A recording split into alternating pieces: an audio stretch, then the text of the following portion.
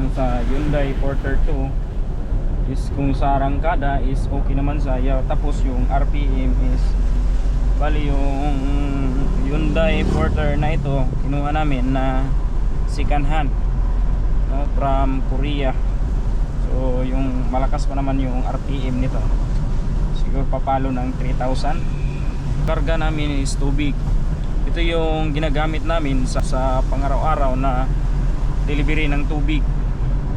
It is a review about Hyundai Porter 2. So sa mga taong gustong kumuha ng unit na ito, so kayo na yung bahala, basta ito yung experience namin sa unit na ito.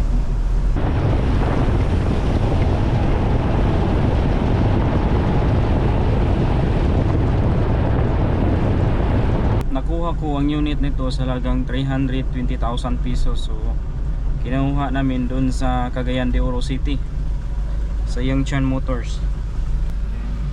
So dito tayo sa highway.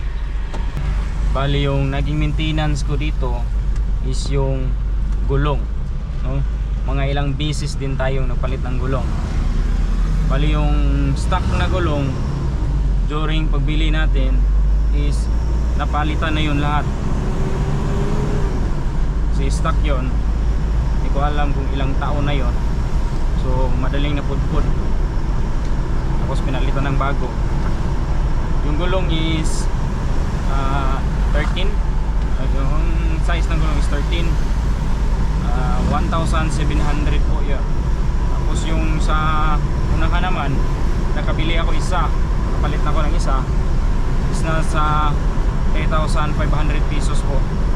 Mas mahal po yung gulong sa unahan kasi malaki, nasa pila na 15.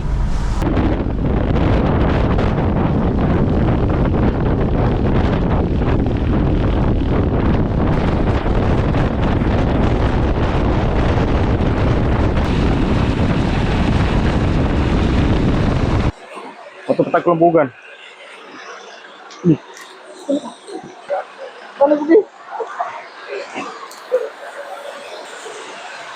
So, ito yung dahilan, no? Kung nakikita niyo, malaki naman yung cargo space sa likod. Grabe yung ulan. Yung off duty mo na, nagtatrabaho ka pa. Dito.